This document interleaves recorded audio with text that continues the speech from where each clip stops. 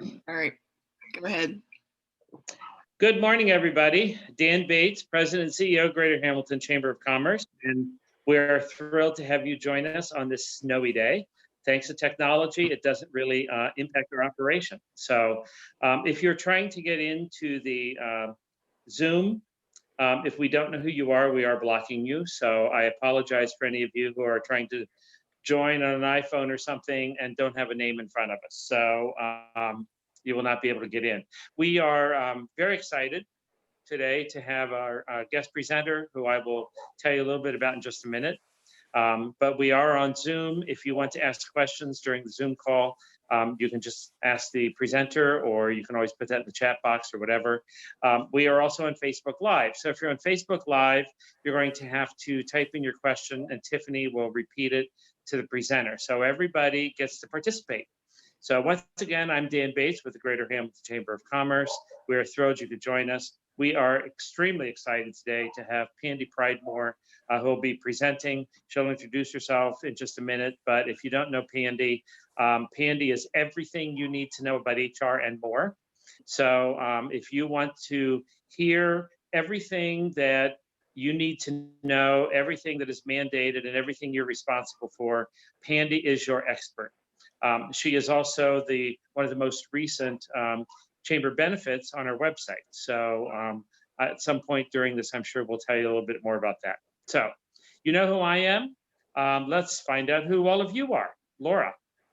All right. Hi, everybody. Glad you could join us today. I'm Laura Merrill with the Greater Hamilton Chamber. I'll just go around my screen. Tell me who you are and what company you're with. Steve, we will start with you. Okay, hello everyone. Steve Wayne from Miami University Regionals, and I'm in employer relations. All right, Nancy. Hi, I'm Nancy O'Neill with the Greater Hamilton Chamber. Jill. Good morning, everyone. I'm Jill Cates. I'm with Easter Seals Career Connection, and I am the workforce developer connecting partnerships in the community with employers. Glad to have you with us. Rhonda. Good morning, everyone. I'm Rhonda Croucher with Primary Health Solutions, and I'm the VP of Community Engagement. Sandy. Good morning. I'm Sandy Kusnoff with Frank's Glass. I'm the Director of Marketing. Glad to have you with us today. Corendon. Hi, my name is Corendon Burton. I'm with the Greater Hamilton Chamber through Easter Seals. He is our fantastic intern that Jill has connected us with. And Tiffany, you're muted. Just realized it right before you said it. Tiffany Grab with the Greater Hamilton Chamber. That's the buzzword for it the whole year. You're muted. All right, Pandy, we will let you kick it off. So glad to have you with us today and excited to learn everything you're going to share with us. Thank you. I was really flattered that you guys even thought about including me in this. You know, HR is not what we think about when we talk about starting a business or running a business. Finance, absolutely. Everybody knows that we've got to have somebody there with finance experience. We've got to have somebody there with that financial advice and expertise. And then marketing tends to be the next section or discipline that business owners always think about. I've got to get my product out. I've got to get my news of my business out. So when we look at HR is always kind of pushed down to the side. Yeah, I'll find somebody to do HR if I have to do HR. But my employees are great. You know, I don't have any problems yet. And when people like me work with the attorneys that we do here in the market, that's the most common comment we hear is, well, it's not a problem until it's a problem. Well, after 40 years of being in human resources, I've realized that it's better to always think of things proactively than reactively, because human resources has made so many changes and has become such a prominent presence in businesses. And when we go through some of these organizations that you're going to be talking about today, you're going to realize that you can't even begin to think about starting a business and having even one employee without understanding all the compliant and regulatory responsibilities that you're going to have. Now, again, when a person like me who goes out as a consultant and works with a company, we never really know what we're going to see. We have no idea where their knowledge base has been. And that's been one of our huge emphases is education, helping you understand what you may not know, but you should know. And so that's why this opportunity was so important to me. And when Tiffany and I started brainstorming on some ideas, my first inclination was, well, let's talk about the basics. Let's pretend that we want to start a business, or that we've been doing something in our garage, or we've been doing something off to the side, but we want to get a little bit more sophisticated. Or maybe we don't realize that we need to get more sophisticated. So I thought I'd start out by helping you understand just who gets involved from a government perspective, because remember, you've got the federal government, and then we've got the state government. And in many cases, those two are going to either pound against each other, or they're going to stack on top of each other. So if I can share a screen here, I'm going to help you understand. And yes, if I could find what I was trying to share. Okay, maybe we won't. So let's talk about just the federal government. Everyone's heard of the Department of Labor. Well, what they may not have heard about the Department of Labor is the Department of Labor requires that every employer know 14 different pieces of information on every employee. That's just basic, 14 pieces of information. Now, what the government or Department of Labor doesn't tell you is how you're to collect this information. Oh, and by the way, plausible deniability never works with the government. If you haven't been exposed to that comment, you're just supposed to know what these 14 pieces of information are, and you're just supposed to know how to maintain and retain that. Well, the Department of Labor has different divisions, and they help you, or let's say that they come in and they actually make sure that you've got that kind of information. And one of them is the Department of Wage and Hour. Another one is the Equal Employment Opportunity Commission, EEOC. One is obviously OSHA. And then another one is the Employee Benefits Security Administration.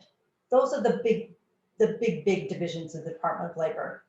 Under each one of those are such things as the Fair Labor Standard Act, the Family Medical Leave Act. Under Wage and Hour, you could drop down to the EEOC, and they're going to be offering Title VII, which is what we know as all the discrimination clauses, the American Disabilities Act, and then of course the Genetic Testing Act. And then there's a bunch of stuff underneath that. OSHA, OSHA is OSHA, and everybody understands, but what they don't quite understand is that OSHA requires that all employers maintain a safe and secure workplace. And for those of you who are keeping up on all the different things with COVID, OSHA just put out a new updated guidance here on January 29th, modifying what employers are required to do under COVID. This is a constant change. And OSHA gets real quiet on certain topics like transgender and sexual orientation concerns as with safety and security. But COVID, they've been a little bit more, actually very, very much more active. And their guidance can be anywhere from 17 pages to, gosh, they can put out anything they want. But that's how much material OSHA will put out on these kind of guidance. Then the Employee Benefits Security Administration offers COBRA. They oversee the ACA. They're an ERISA, if you've ever heard of the Employee Retirement Income Securities Act. They oversee all of the 401ks, simple IRAs, your health benefits. And by the way, that's just under the Department of Labor. Homeland Security jumps in and they oversee the I-9. Everyone with one employee has to have an I-9 on their employees. Then you've got the IRS. And IRS is not normally an organization or a division of the government that we think about when we talk about HR, but they are becoming more and more prominent. Remember, they're very, very involved in the ACA. They obviously want to oversee all the tax deductions and tax activities, and that even includes with your independent contractors. You have to be fearful aware that if you have 1099s in your company, you've got the IRS looking over your shoulder, whether you realize it or not. And then, of course, Keep in mind, the IRS is very, very involved with the CARES Act. So even under the COVID and the pandemic situation, we had the IRS very, very involved in employment and labor law. And then the last one is the National Labor Relations Board. And that is my absolute favorite topic of all, because almost no one understands that the NLRB is actually as powerful as the Department of Labor, and they don't care whether you're unionized or not. In fact, they are watching you if you're not unionized. So every employer, even with as little as 5 employees, has to be aware that the National Labor Relations Board can have a very, very strong impact on what you do in terms of your employment practices. Now, I talk very, very fast, and this can get really, really dry since I can't share my screen. So what do you think? Does anybody have any questions so far? Okay, let me complicate it even further. So you're an employer, and I've just told you that all these organizations are overseeing you from a federal perspective. How do you know which ones are actually have jurisdiction over you? Well, that's the crazy part. There's no consistency at all. Absolutely not. Now, tell me that you've all seen these. Of course you have. These are everywhere. In fact, people like me, we're even looking at restaurants. When I go to the fast food restaurants, or when I'm walking through the bank or something, I'm looking at their labor law posters to see if they're updated. These actually carry some heavy fines, believe it or not, if you, as an employer, do not have the appropriate labor law posters up. And what's crazy is you spend $59.99 for one of these laminated pieces, and yet your organization may not even have to offer some of the laws that are on these posters. So when you start looking at situations like the Family Medical Leave Act, or even ADA, American Disabilities Act, if your company is under 15 employees, you may not have to offer that. So my point with this is, if you're starting a company, if you've got a small company and you're just starting out, you don't have to invest in these kind of things, because the really interesting part about the federal government is, thank goodness, if they put out a law that requires a posting, they're going to provide that posting for you for free. So you don't have to go out and spend a bunch of money. In fact, Ohio, and this is state law, but Ohio just updated their minimum wage poster and an announcement, and you didn't have to update your entire state labor law posters. There's a site that we can go right on for the state, and you can print it out. I call them flags. I say, if you've got the base, let's just put all the flags of updates as they happen, and then if it gets too busy, then we'll go and spend money. But it's really interesting how most employers think, oh my gosh, I have to go out. No, you actually don't. You really don't have to go out and spend a bunch of money. What you do need to do, though, is understand that as your business grows and as your responsibility within human resource increases, you really need to be aware of record retention and how to do that. What most people don't understand is that for an average employer of 20 employees or more, you actually could have as many as 5 different files on every employee. Now I'm talking average. If you're a trucking company and you've got the Department of Transportation as a responsibility, you're going to have probably twice this many for all the different pieces of information and the way those audits are taking place. But if you've got, let's say you have, let's say we have a restaurant, you could easily, with even 5 employees, have as many as 5 different files or 5 different places for information. And the reason behind that is each one of these divisions that we just talked about like control over their information. So the I-9 isn't to be kept with regular personnel information. We want that separate because those are 2 separate organizations. Homeland Security, if they come in and audit your paperwork, will not have any jurisdiction or any need to know what's actually in the personnel file. And let's say somebody has a medical condition. Well, because of the American Disabilities Act and other protections for medical, outside of HIPAA now, outside of HIPAA, medical information, that has to be kept in its own separate file.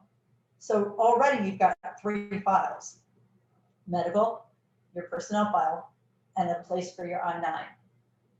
Now let's complicate it even further. You own a restaurant, you know you have 3 files, but one of your employees actually has a workers' comp claim. Well, whether it's state-funded workers' comp or whether it's under a liability plan for one of the other states, that has to be kept separate.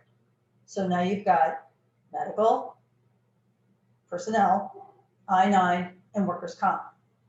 Now let's talk about if you have very specific industries, we have to have required training.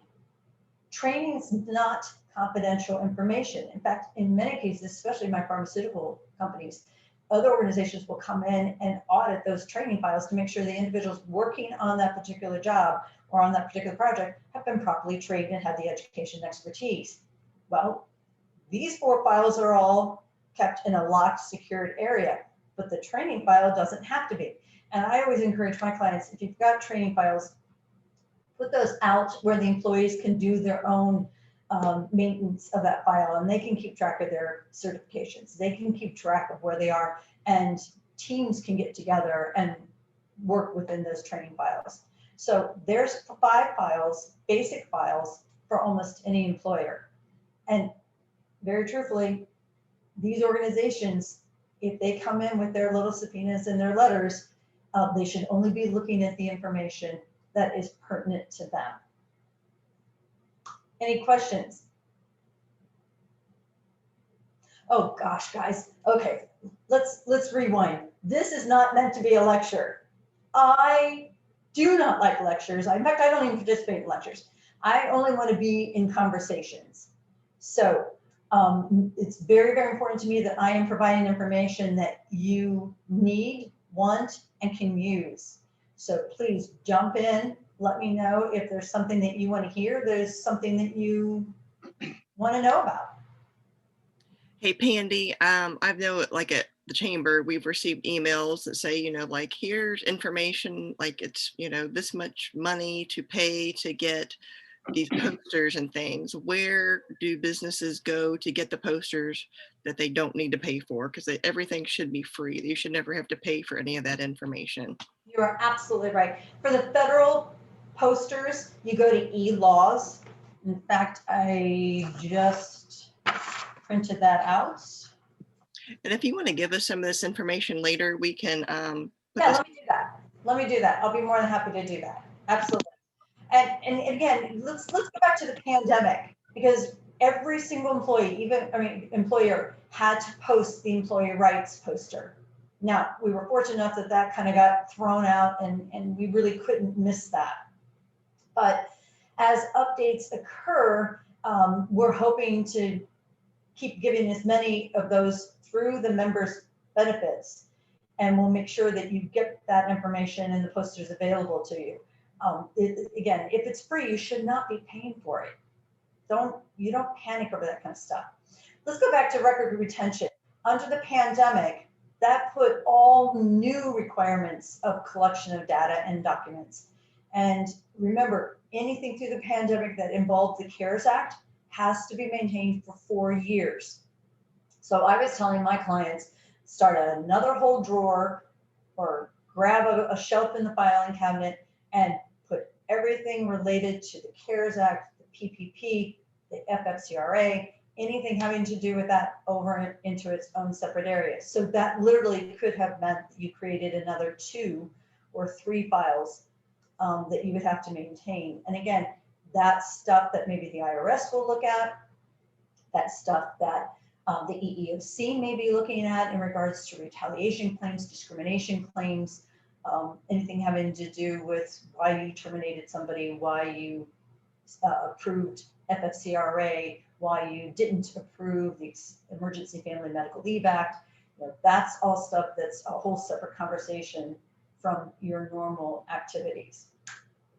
Pandy, Yes. can you talk about electronic files versus physical files?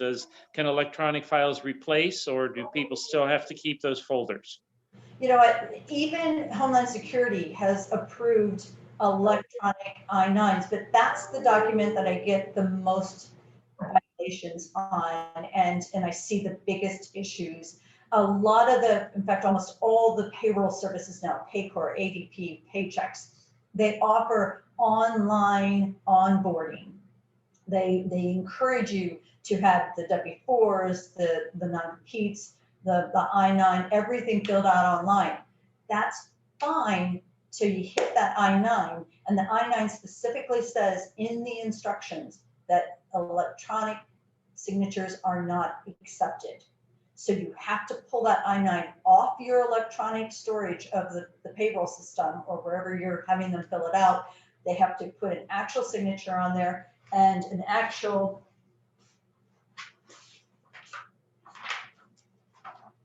see, this is real stuff, guys. This is real stuff. I'm talking about this all the time. This has to be a real signature here.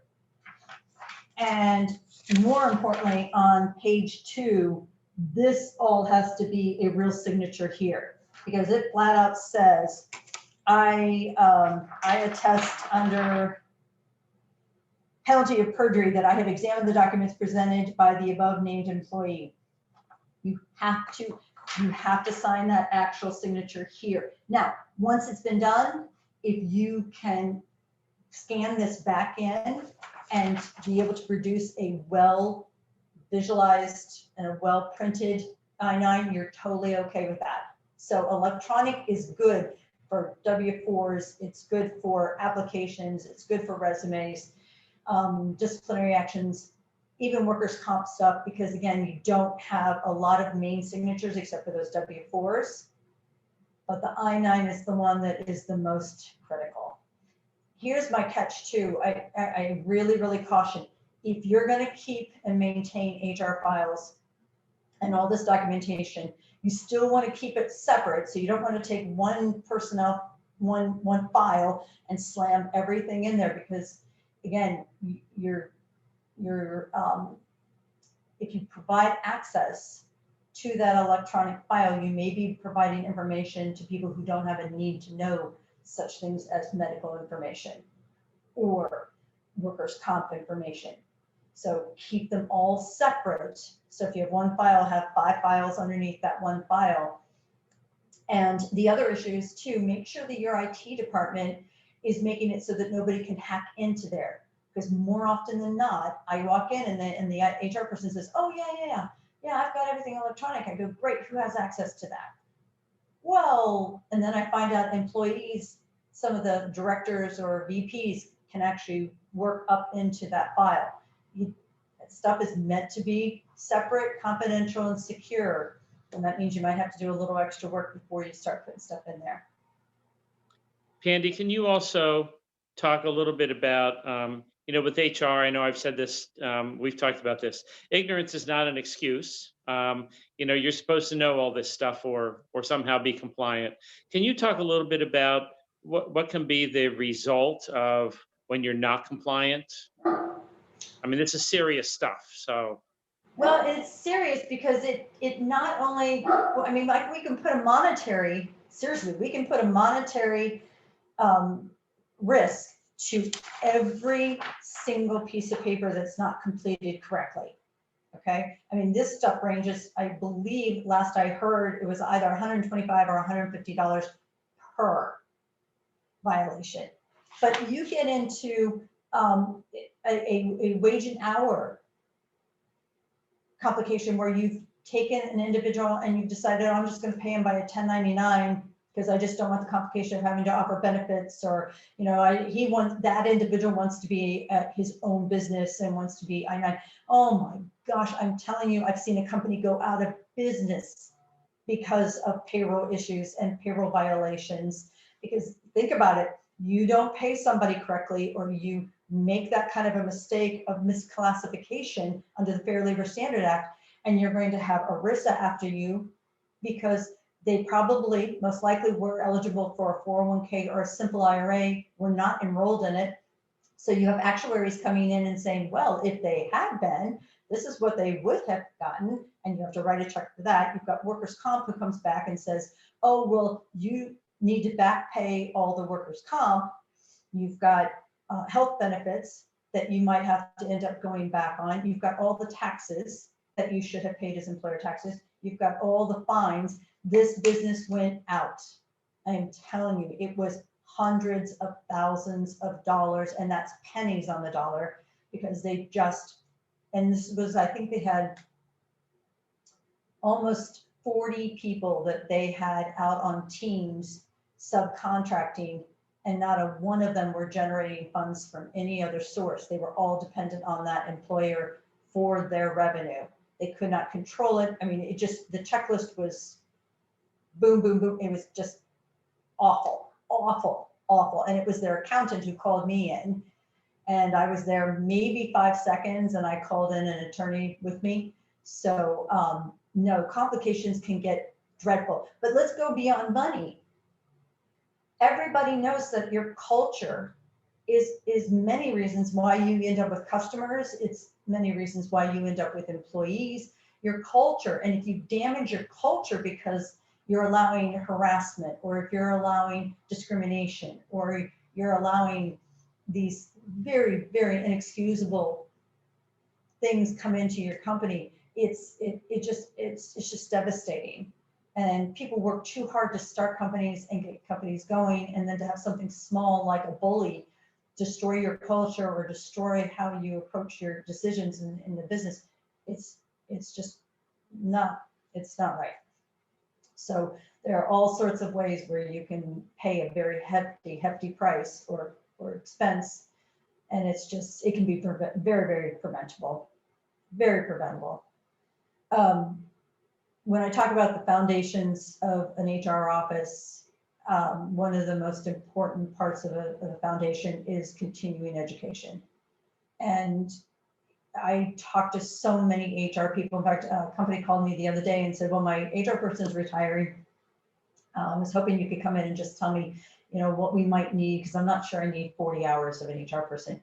Well, she had been there for 40 years, started when the doors opened for the company, and had never attended everything was exactly what she wanted it to be, how she wanted to be it. And they had no idea what they were supposed to be doing. They were so far behind.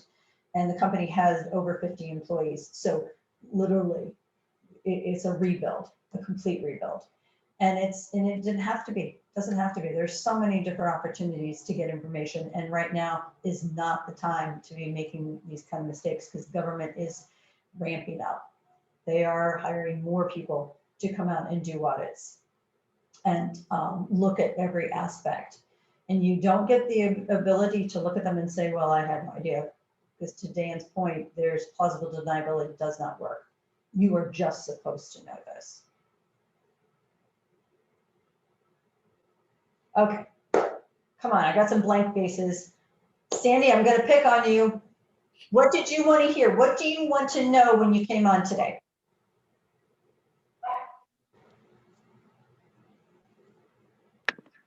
These really aren't issues I deal with in my position at Frank. So it's good information to know. It's not something directly affecting my position. Yeah. Rhonda, how about you? Well, unlike like Sandy, I too am on the periphery of the HR function here. But just in general, could you tell us the structure of HR as you have different growth spurts? So, for example, we're around 250, heading towards 300 employees. What does the ultimate HR department look like for, let's say, an organization with 300 employees? Is that a fair question? No, it's a great question. You know, 10 years ago or 15, let's say 15 years ago, I would have said something entirely different as my response. But because technology has become so advanced and so many HRIS systems are online now, payroll's online now, drug testing, background checks online now, the HR role has shrunk and shrunk and shrunk so that it takes far less people to actually do the administrative side of HR. And it's more importantly to get individuals who understand the legalities and the compliance aspects of HR. So more the clerical type work. So when I was with Mercy Health Partners, I had 2 administrative people who just took care of the desk and took applications. I had a benefits manager and she had an assistant. We had a comp manager. We had 2 nurse recruiters. We had 2 non-clinical recruiters, and we had a VP. So we had 2,200 employees between all the facilities, and then HR administrators at each one of the locations that just kind of, just handled the day to day. Now I would say if I went back to that facility, they've condensed, we still have 2 acute care, and I think the 5 long-term care is still available and still there in the area. But I would say that office has been shrunk down to probably half. So when you're talking 300 employees, it depends on what those 300 employees do. If it were a manufacturing setting, I would absolutely say that you needed to have a safety officer and a director, but I wouldn't see a VP in 300, not yet. The director could easily handle it. Obviously somebody who's handling the payroll aspect and putting that kind of stuff in. So maybe an office of 3, but no more. I've got one of the big orthopedic groups here in town, and they have an office of 2. And they have well over 200 employees between all their locations. And again, it's because everything is so electronic.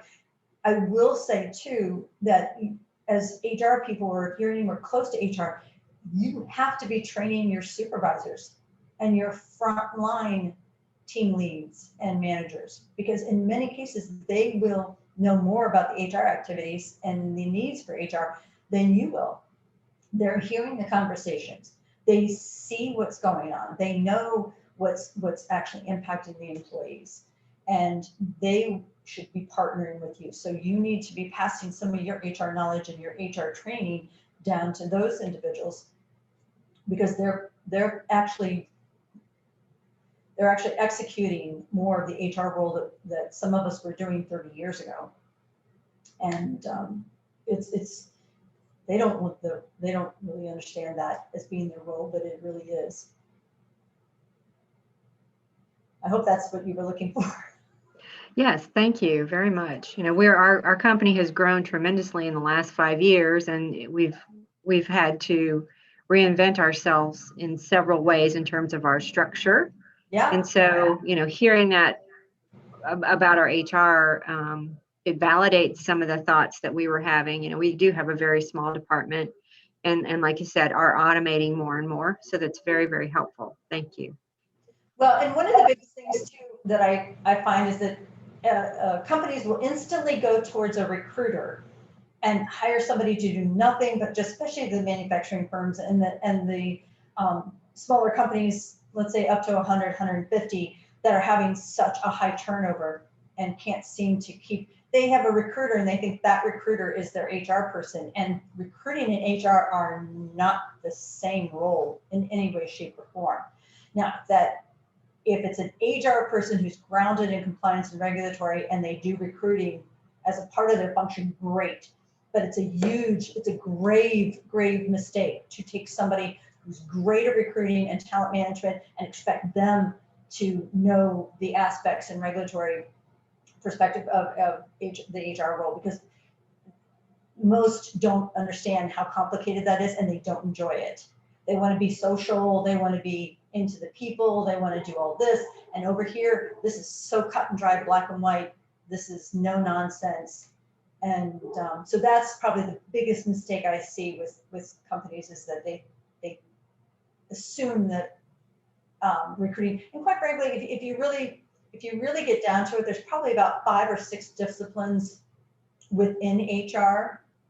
So the generalist, which is what I started out with way back with the Federated department stores and even with the Department of Commerce, I think I was leaning more towards talent management and recruiting back then. But you now can actually see people who have divided out and become one of those disciplines. And again, we go back to safety and then compensation people are really hard to find. But recruiting is obviously one of those disciplines. And it's, you just have to make sure it's the right person for the needs of the company, because those are changing all the time. Pandy, I have a question. I'm not even sure how to ask it, but what frightens me with our members in local businesses is when you talk about HR, fewer than 50% have anybody that is a dedicated professional to HR. And I think the small to medium-sized businesses are even at more risk for that. Can you talk a little bit about how, because you're in a unique position, how you work with those companies as far as an outsourced HR, like what that would take, like what's that process? What do you do? What do you go in and the value of having someone really just take a look at where they are. Well, I kind of compare it with finance. Let's go back to finance. Everybody knows how important finance is in the company, but yet how many times does an organization bring in outside auditors to go over their stuff and say, look, just make sure everything's good. Just give us that seal of approval to say that we're recording things correctly. Our books are in great order. But no one, or let's say very rarely, will a company say, hey, let's bring in an outside auditor, take a look at our HR. How much risk are we taking in our HR practices? Now, if you're doing a merger acquisition, absolutely, there's due diligence all the time. But for a smaller company, it's not something that they think about, and yet it can be just as crucial when you're on a smaller budget, right? So 15 years ago, I actually decided to get out of the boardroom and come into this setting on an on-call basis. I'm fourth generation entrepreneur, so my grandparents, parents, uncles, I grew up with that. So I love the small business aspect, but I also knew what kind of budgets they were on. So on-call was good because then they could just give me a call and say, hey, I think this is happening, or what should I be thinking about, or what should I be doing? And we built on that when an attorney called me and said, hey, the Department of Labor is really out hot and heavy, and I got a copy of their audit. Why don't you see what you can do with this with some of your clients? So we put a program together to literally walk through what the Department of Labor would be looking for if they stopped in. And then we build on that by adding eyes on what Homeland Security would be looking at if they audited your I-9s, what the National Labor Relations Board or the Division of EEOC would be looking at if they looked at your handbook. The posters are included. But what I'm trying to say is that we actually help you understand what you may not know. And we help you to be proactive to say, all right, here's something I probably need to add, or something that I need to try to do differently. We've got programs now, after 15 years, we've now realized, only by God did I know to put this together, but 2 years ago, we put together a program called The Guardian, and that's monthly conversations on just all the things that are changing. So when the pandemic came, my clients literally saw me, and I was out on the road despite everything. They either saw me or they heard from me every single month on, all right, now this is what we're doing, or oops, I know I told you this last week, but now I'm going to tell you this week. We need to use this form. We need to have this poster up. So that's an opportunity for HR people who feel they're well-grounded and they've got all the fundamentals, but they just don't have time to read the 17-page OSHA update. They don't have time to read the 22-page update from the EEOC. They don't have time to keep up with what the CDC is changing or this and that, but we do. And so therefore we come in and we talk to them as those changes are taking place. We've got another program where organizations have us come in and literally we are their HR presence. And a good example of that is an IT company. They have 98 employees from Hawaii to New Jersey. I've been with them for 8 years.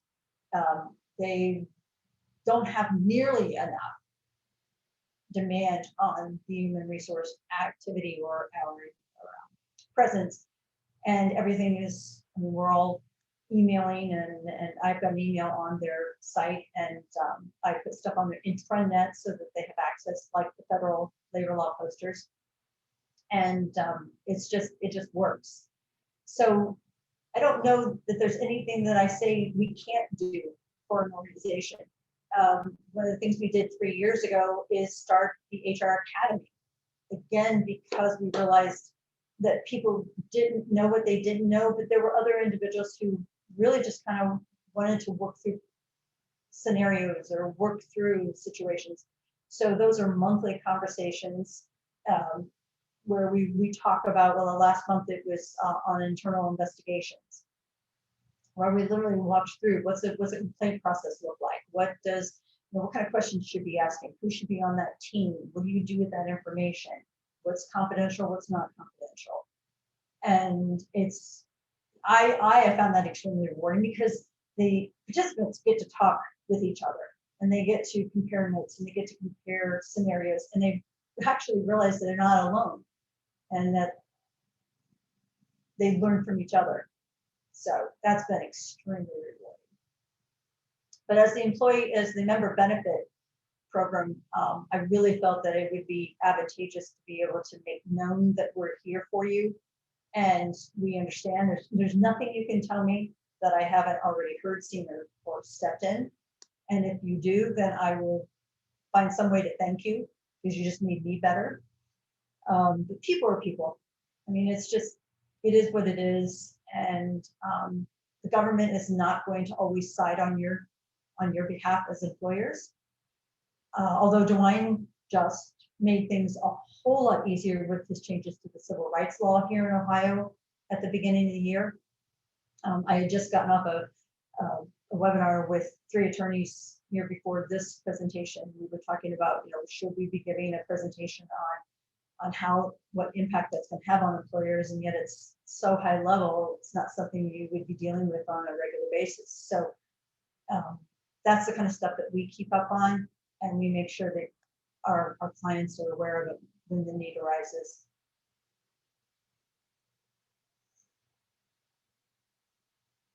Okay, so I don't see complete board faces.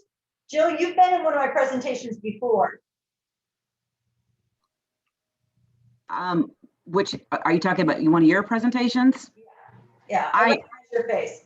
Yeah, believe me, it is nothing that really pertains to me, but I always find it very interesting because I do work in the field of employment, and it just, like I said, everything you're saying is very impactful and interesting, but it really doesn't affect me. I'm not in charge of HR, and that's that's not my element, but I do find these coffee and conversations very intriguing, just because of the information that I never would have been provided before.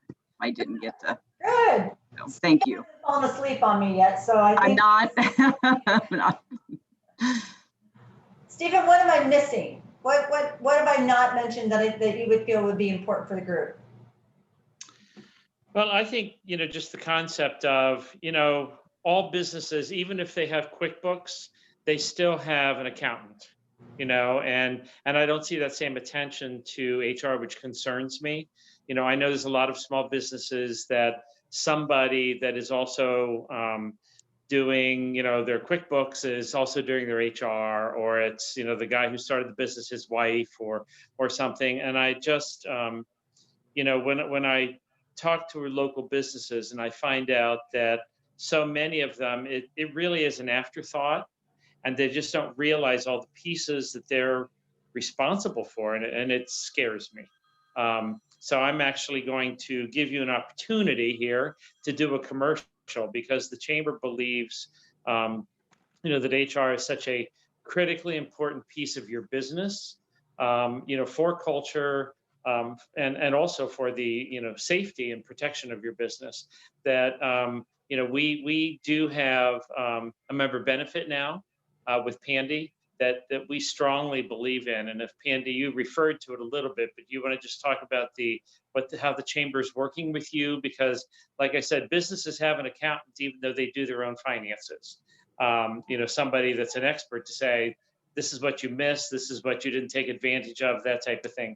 So if you could just take a couple minutes, because we're getting close to the end here, to just talk about the member benefit we're doing and why we think it's so important.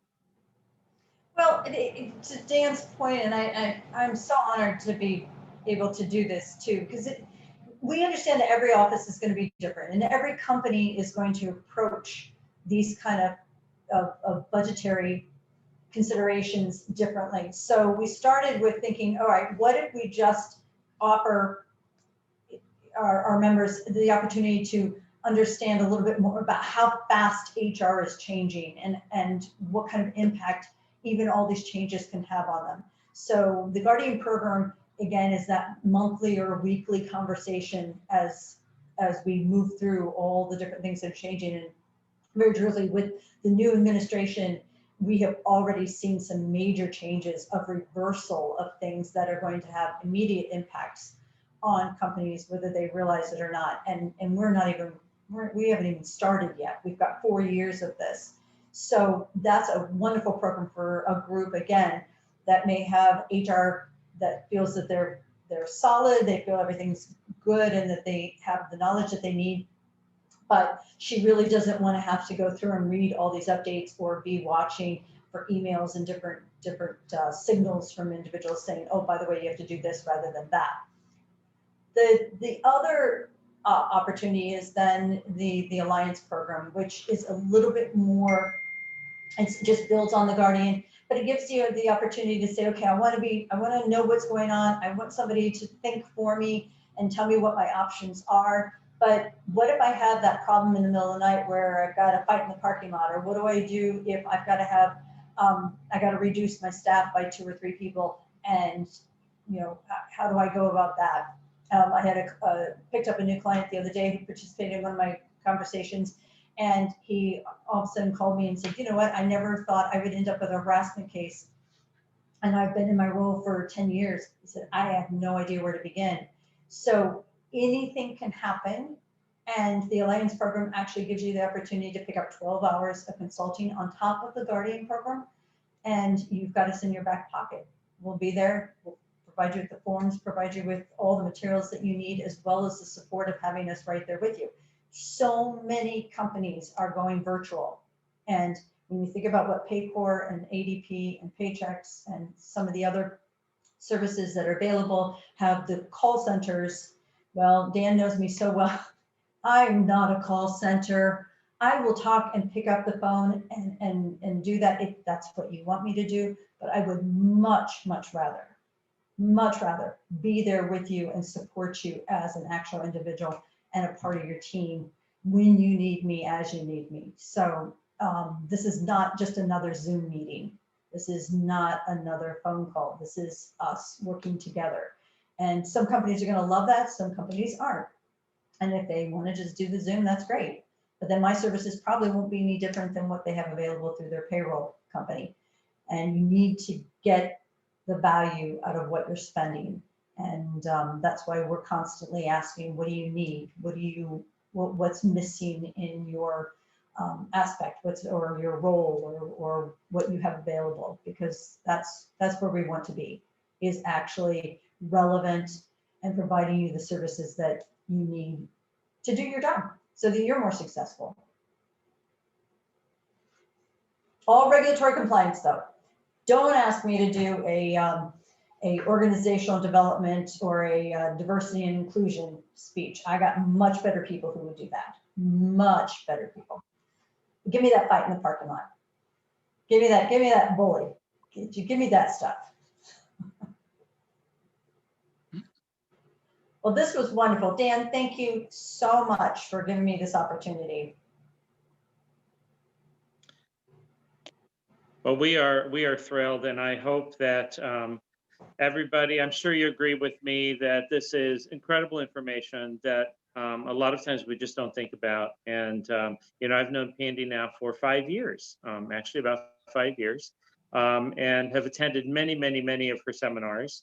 And I always learn something. And I know I have to go back and look at our own files in the office. So thank you for that. So this has been, this is recorded. And Tiffany, if you want to jump in here, will be available then afterwards if people want to go back and look at it, correct? It'll be live on Facebook. We can go back on Facebook at any time, and then it'll be on YouTube also. So it looks like we are back in a couple weeks. We are back on February 23rd, which is another Tuesday, 9 a.m. Tiffany, who do we have signed up for that day to speak? I believe the acronym is NAE. Dan, do you want to talk a little bit about that? Yeah, so NAE is the New American Economy, and we just partnered with that organization to put out a study about immigration in Butler County specifically, and the positive impact that immigrants have on the economy in Butler County. So I think it'll be surprising information to people. I know our board has seen it, and they were very surprised at the numbers. So it really is just a study of how many immigrants are in Butler County and how they contribute to the economy. Tiffany, do we want to just give people a quick, or Pandy, as far as how they would get in touch with her if they have further questions, or we can put that in the chat, or whatever. You can reach out to Pandy or the chamber and we can give you her contact information. But yeah, New American Economy, the chamber is really looking at immigration from a business perspective and how it impacts our region economically. So this will be kind of the first dive into that in a broader scale.